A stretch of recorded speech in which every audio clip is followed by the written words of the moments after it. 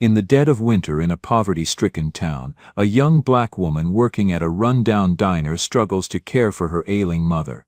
One snowy night she finds two white children nearly frozen on the street. Moved by their orphaned plight, she risks everything, including her job, to take them in. Her kindness costs her dearly. Just when it seems all is lost, the children's grandparents arrive and her life changes forever.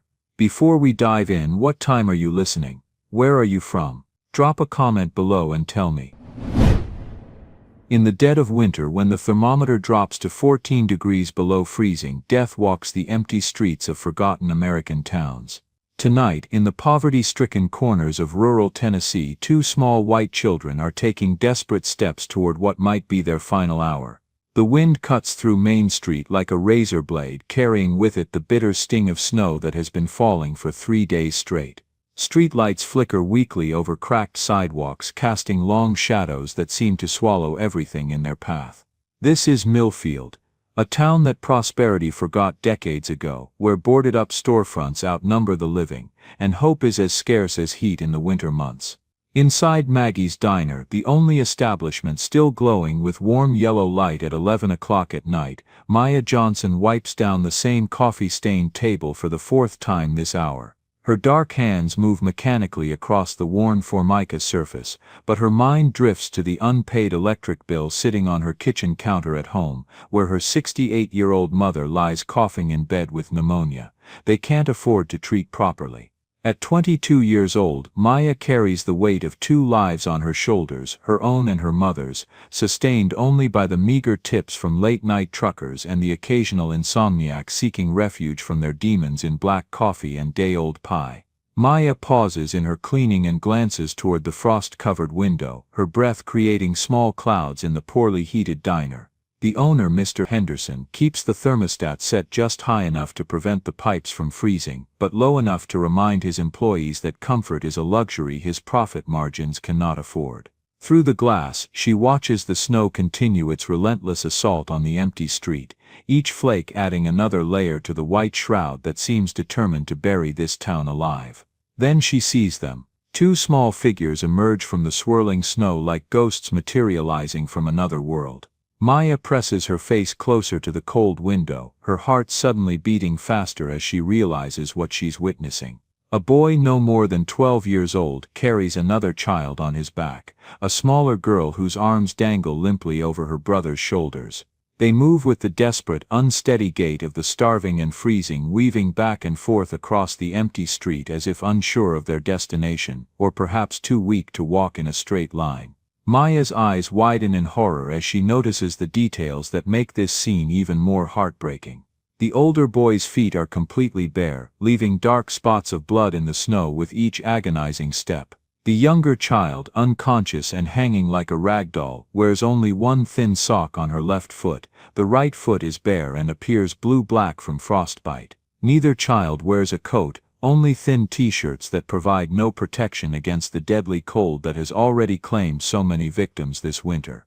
The older boy stops directly in front of the diner, his small body swaying dangerously under the weight of his burden. Maya can see his lips moving, talking to the unconscious girl on his back, though no sound penetrates the thick glass that separates her warm world from their frozen nightmare. His face, pale as the snow around him, shows a determination that breaks Maya's heart, the look of a child forced to become a man far too soon. Maya's mind races backward 6 months, to a memory she has tried desperately to forget. The image floods back with sickening clarity, the Henderson house at the end of Maple Street, engulfed in flames that reach toward the star-filled sky like orange fingers of death. The volunteer fire department arrived 20 minutes too late, their aging equipment no match for the inferno that consumed everything in its path. Maya remembers standing in the crowd of neighbors, watching helplessly as 2 small boys in school uniforms clutched each other on the front lawn, their world literally burning to ash before their innocent eyes. She remembers the paramedics emerging from the smoking ruins, carrying 2 body bags that were far too small for adults, yet contained what remained of Thomas and Sarah Henderson, a young interracial couple whose love story had ended in tragedy. The boys, returning from their after-school program, had arrived home to find their parents already claimed by the merciless flames.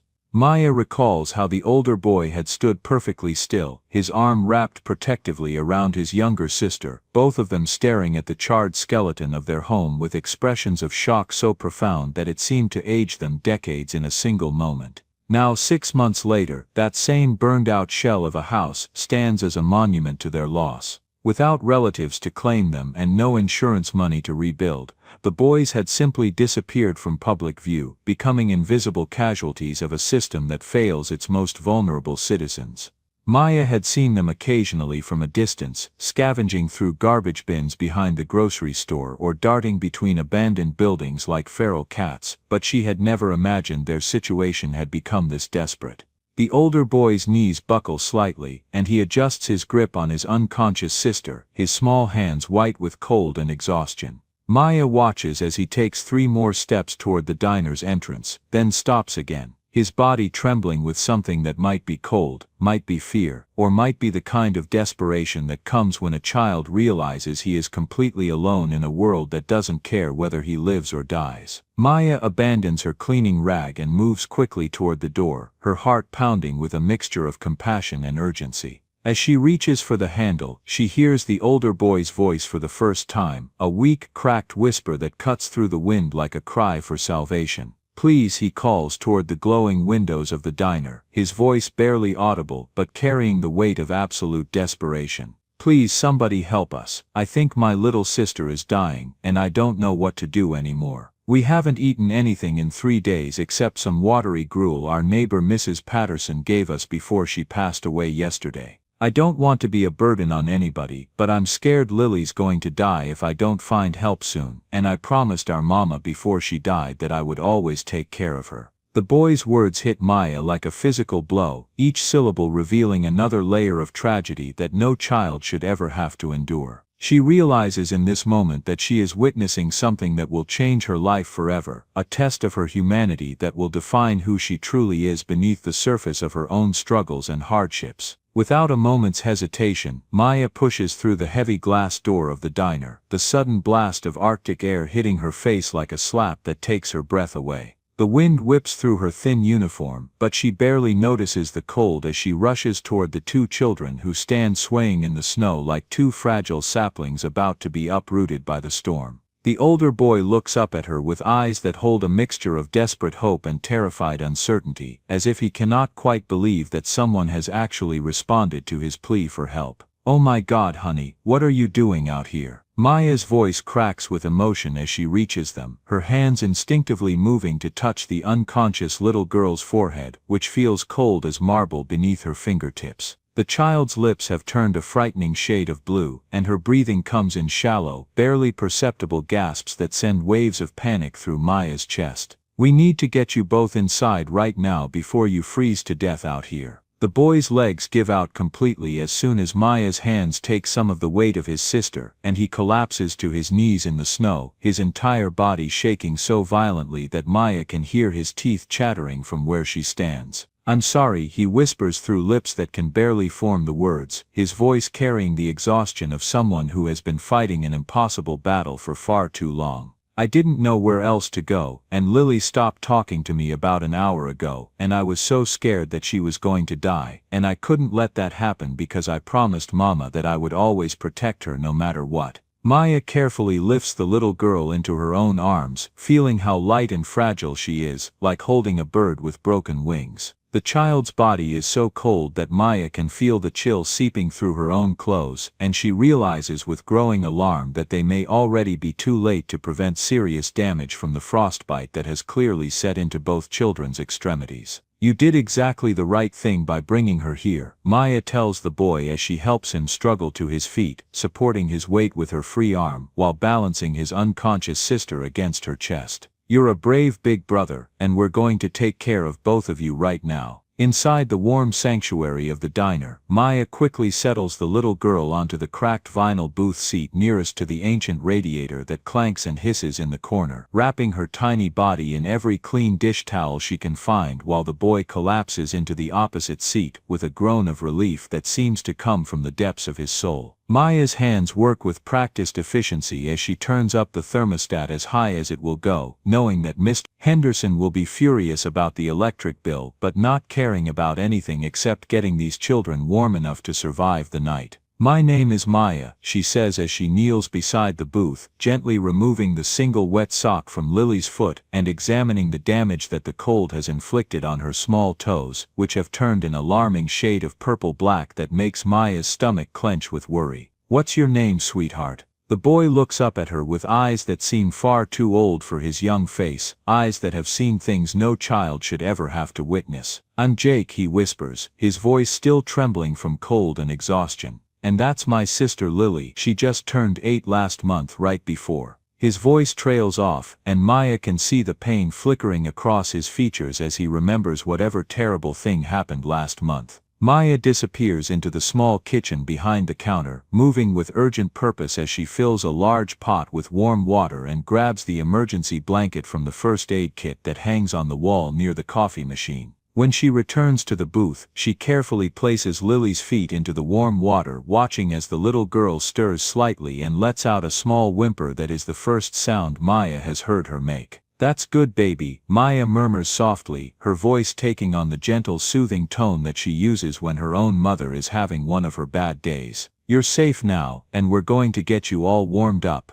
Jake watches every movement Maya makes with the intensity of someone who has learned not to trust easily, but Maya can see the desperate gratitude in his eyes as she wraps the emergency blanket around his shoulders and hands him a steaming cup of hot chocolate that she has prepared with extra marshmallows floating on top. "Drink this slowly," she instructs him, her hands lingering on his shoulders for a moment longer than necessary, trying to transfer some of her own warmth into his shivering body. "It might hurt your stomach a little bit since you haven't eaten in a while, but it will help warm you up from the inside." As the minutes pass and the children gradually begin to thaw out in the blessed warmth of the diner, Maya moves between them like a mother hen tending to her chicks, checking Lily's breathing, adjusting Jake's blanket, and keeping a careful eye on both of their faces for any signs that the cold has done permanent damage to their small bodies. She prepares a simple but nourishing soup using ingredients from the diner's kitchen, ladling generous portions into bowls and watching with satisfaction as Jake begins to eat with the desperate hunger of someone who has been starving for days. When Lily finally opens her eyes and looks around the diner with confusion and fear, Maya is there immediately, sitting down beside her on the booth seat and speaking in the same gentle voice she would use with a frightened animal.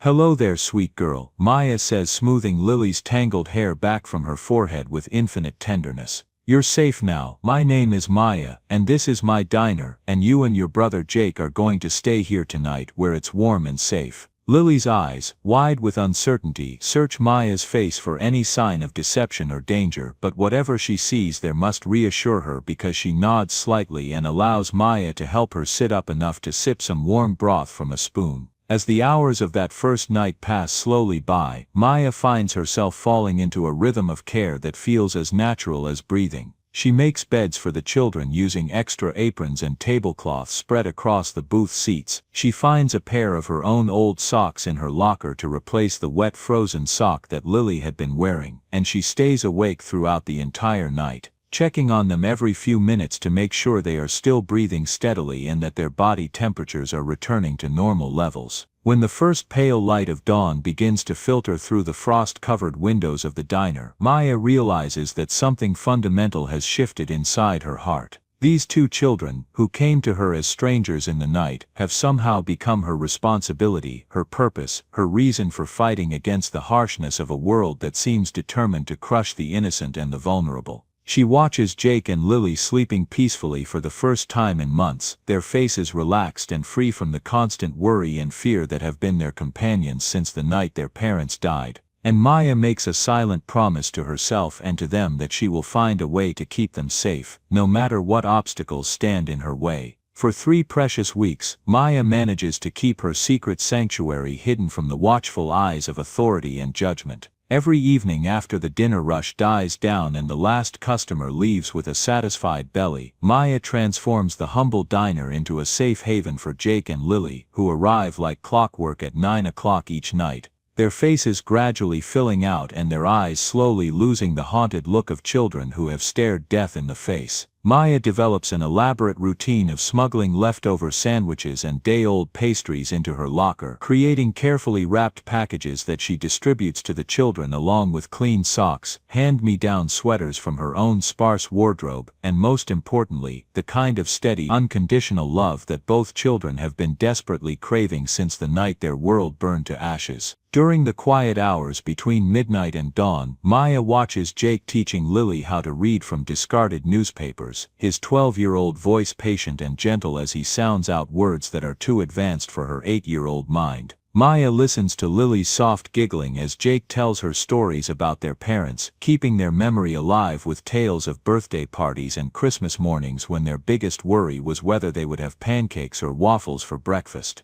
But cruelty has a way of finding kindness, especially when that kindness threatens the established order of who deserves help and who does not. On a Thursday morning in late February, Mr. Henderson arrives at the diner 2 hours earlier than his usual schedule, his face twisted into the kind of expression that Maya has learned to recognize as the harbinger of trouble. He stands in the doorway for a long moment, his cold eyes taking in every detail of the scene before him, the makeshift beds in the corner booth, the small pile of children's clothes folded neatly on the counter, the bowls and spoons that still carry traces of the oatmeal Maya prepared for breakfast. Well, Mr. Henderson says, his voice dripping with the kind of satisfaction that comes from catching someone red-handed. What exactly do we have here, Maya? It looks to me like you've been running some kind of unauthorized charity operation in my establishment, using my electricity, my heat, my food, and my property to play house with a couple of white kids who probably have relatives somewhere who should be taking care of them. Maya stands up slowly, her hands trembling not with fear but with righteous anger that burns in her chest. Mr. Henderson, she begins, her voice steady despite the storm of emotions raging inside her heart. These children were dying out there in the snow. They lost their parents 6 months ago, and they have nowhere else to go, and I couldn't just stand by and watch them freeze to death when I had the power to help them survive. Henderson's laugh is harsh and bitter, the sound of a man who has convinced himself that compassion is a luxury that poor people cannot afford. That's a real touching story, Maya, but this is a business, not a homeless shelter. You want to play the savior, you do it on your own time with your own resources, not mine. His eyes narrow as he looks at Jake and Lily, who have pressed themselves against the back of the booth like small animals trying to disappear. And frankly, I'm wondering what a young black woman thinks she's doing trying to raise white children anyway. People might start asking questions, might start thinking things that could cause problems for my reputation in this community.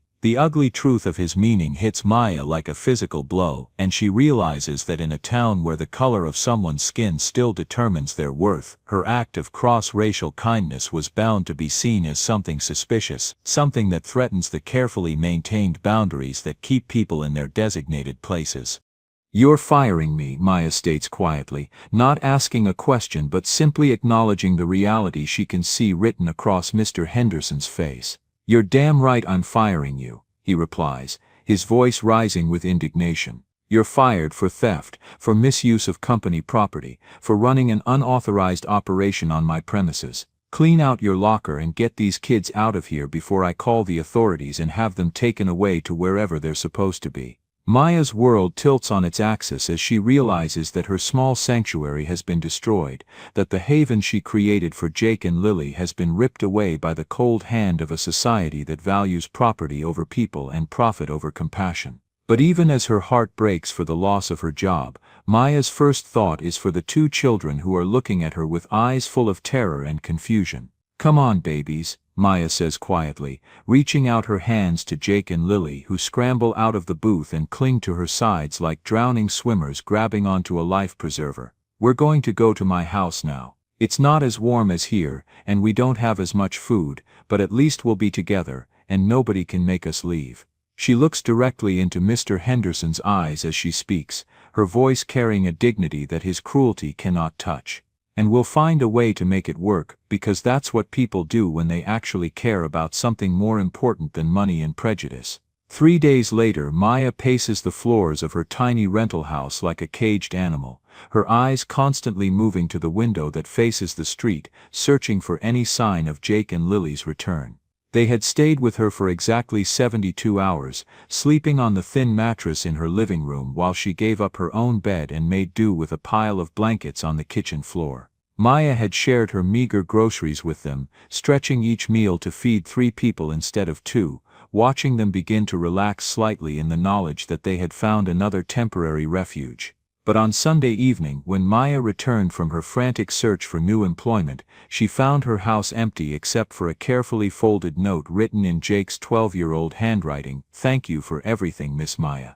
We don't want to be a burden on you when you already have so many problems. We heard you crying last night about the bills and your mama's medicine, and we decided it would be better if we went somewhere else. Please don't try to find us. We'll be okay somehow. Love, Jake and Lily." Maya's hands shake as she reads the note for the 100th time, her heart breaking with the realization that these 2 children have sacrificed their own safety because they believe their presence is causing her additional hardship. She has searched every abandoned building, every alley, every place where 2 desperate children might seek shelter, but Jake and Lily have vanished as completely as if the earth had swallowed them whole, leaving behind only the devastating silence of Maya's empty house and the terrible knowledge that somewhere out there, 2 innocent souls are facing the brutal winter alone. On a cold Tuesday morning in March, exactly 1 week after Jake and Lily disappeared from Maya's life like smoke dispersing in the wind, Maya sits at her kitchen table staring at another stack of unpaid bills that seem to multiply like weeds in her mailbox,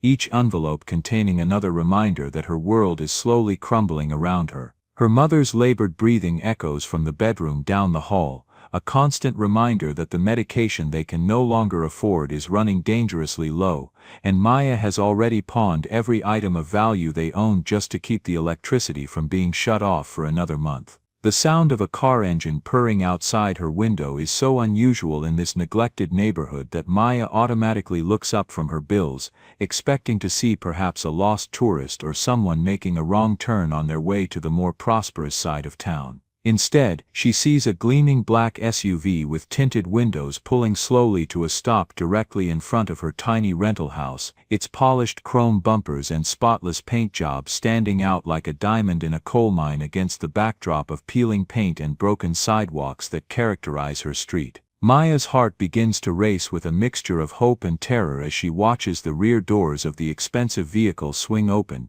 revealing first one small figure, then another, both moving with the cautious uncertainty of children who have learned not to trust too quickly or hope too deeply. Jake steps out first, his 12-year-old frame looking somehow both taller and more fragile than Maya remembers, followed immediately by Lily, whose 8-year-old hand automatically reaches for her brother's as they stand together on the cracked pavement, looking toward Maya's front door with expressions that blend anticipation with the kind of nervous energy that comes from not knowing what to expect next. Behind them emerges an elderly couple who carry themselves with the unmistakable bearing of people who have never known what it means to worry about money or wonder where their next meal will come from. The man, tall and distinguished with silver hair and expensive clothes that probably cost more than Maya's monthly rent, moves with the careful dignity of someone whose arthritis reminds him daily that age comes for everyone regardless of their bank account balance. The woman beside him, elegantly dressed in a wool coat that looks like it came from a magazine,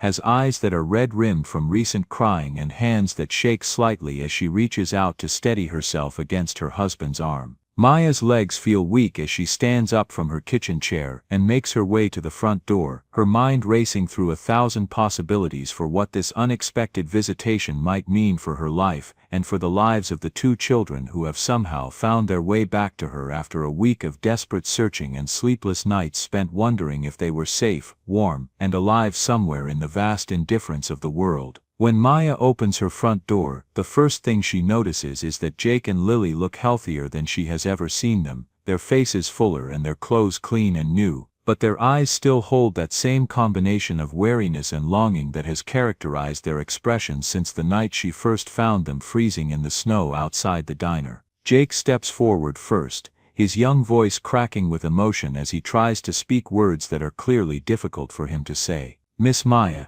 Jake begins, his hands twisting nervously in front of him as he struggles to find the right way to explain the miraculous turn of events that has brought him back to her doorstep. These are our grandparents, Mr. and Mrs. Henderson, not the mean Mr. Henderson from the diner, but our daddy's parents who we thought were dead because our daddy told us they died when we were babies." His words come out in a rush, as if he is afraid that if he speaks too slowly this dreamlike situation will dissolve back into the harsh reality that has been their constant companion. But they're not dead. And they've been looking for us ever since they saw the video of what happened at the diner, and they want to take care of us now. But first, Jake wanted to come back and thank you properly for saving our lives when nobody else in the whole world cared whether we lived or died. The elderly man steps forward, removing his expensive hat with the old-fashioned courtesy of someone who was raised in a different era, when manners and respect meant something more than they seem to in today's world. "Miss Johnson," he says, his voice carrying the slight tremor of advanced age but also the unmistakable authority of someone who has spent decades making decisions that affected the lives of thousands of people. "My name is William Henderson, and this is my wife Margaret. We owe you a debt that we can never fully repay for what you did for our grandchildren, and we've come here today to try to make things right in whatever small way we can manage." Margaret Henderson steps closer to Maya, her well-manicured hands reaching out to clasp Maya's work-worn fingers with a grip that conveys both gratitude and deep regret. "My dear girl," she says, her voice breaking with emotion as tears begin to flow freely down her cheeks, "we had no idea that our son Thomas and his wife Sarah had died, and we had no idea that Jake and Lily were out there suffering alone because of our own foolish pride and prejudice. We disowned our son 20 years ago because we couldn't accept that he wanted to marry a black woman, and we convinced ourselves that we were protecting our family's reputation when really we were just protecting our own narrow-minded bigotry." William Henderson's voice grows heavy with the weight of decades of regret as he continues his wife's explanation. "We found out about the children's situation when someone filmed what happened at the diner last week, when you were fired for helping them, and that video has been viewed by millions of people all over the country who were moved by your selfless act of kindness. Someone who recognized the children from old family photos contacted us, and we hired private investigators who helped us track down Jake and Lily 3 days ago." Jake's voice cuts through the adult conversation with the clarity and honesty that only children possess when they are telling a truth that comes straight from their hearts. "Miss Maya," he says, looking directly into her eyes with an intensity that makes her feel like he is seeing straight through to her soul, "I told them everything about how you saved us when we were dying, and how you fed us and kept us warm and made us feel like we had a family again, and how you lost your job because you cared more about us than about your own safety. And I told them that even though they're our grandparents and they have a big house and lots of money, I still want to make sure that you're taken care of too, because you're the first person who showed us what real love looks like after our mama and daddy died." Margaret Henderson wipes her eyes with a lace handkerchief that probably costs more than Maya's weekly groceries, but her tears are genuine, and her voice carries the sincerity of someone who has learned an important lesson about what really matters in life. "We've already spoken with the owner of Henderson Industries about creating a position for you in our corporate headquarters," she tells Maya, her words measured and careful as if she is afraid that speaking too quickly might make this offer disappear like a mirage. "It's a good job with excellent benefits, health insurance that will cover your mother's medical expenses, and a salary that will allow you to live with dignity while you continue your education if you choose to do so." The world seems to tilt and spin around Maya as she realizes that her life is about to change in ways that she never dared to dream possible, but more importantly, she sees in the faces of Jake and Lily the kind of happiness and security that every child deserves to have, the knowledge that they are wanted, loved and protected by people who have the power to keep them safe from the harsh realities that have defined their young lives for far too long.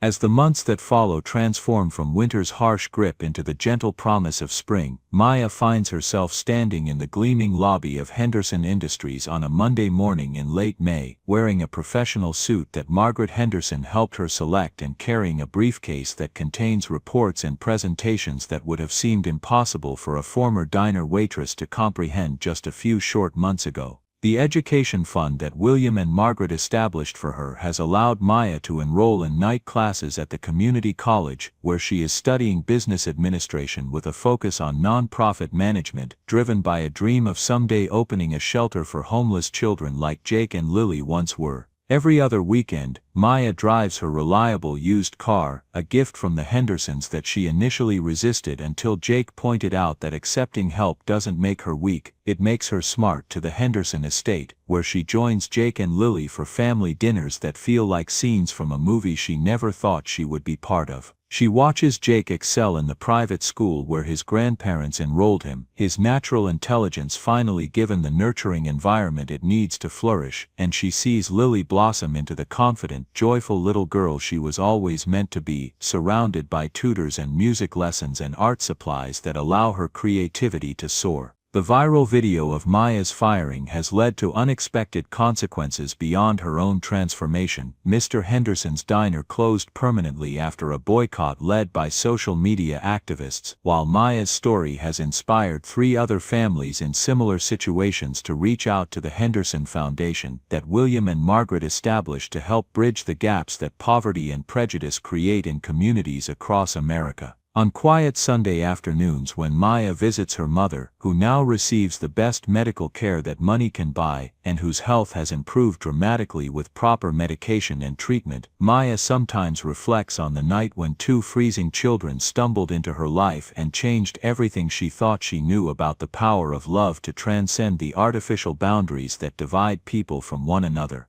She understands now that kindness is never wasted, that every act of compassion sends ripples through the world in ways that cannot be predicted or contained, and that sometimes the greatest victories come disguised as the most devastating defeats. The last Sunday in May, as Maya sits in the Hendersons' garden watching Jake teach Lily how to plant tomatoes while William and Margaret smile from their porch chairs, she realizes that this unlikely family they have all created together, bound not by blood or race or social status, but by the simple recognition that love is the only force powerful enough to heal a broken world, represents everything that America could be if more people had the courage to choose compassion over comfort, understanding over ignorance, and hope over fear. Join us to share meaningful stories by hitting the like and subscribe buttons.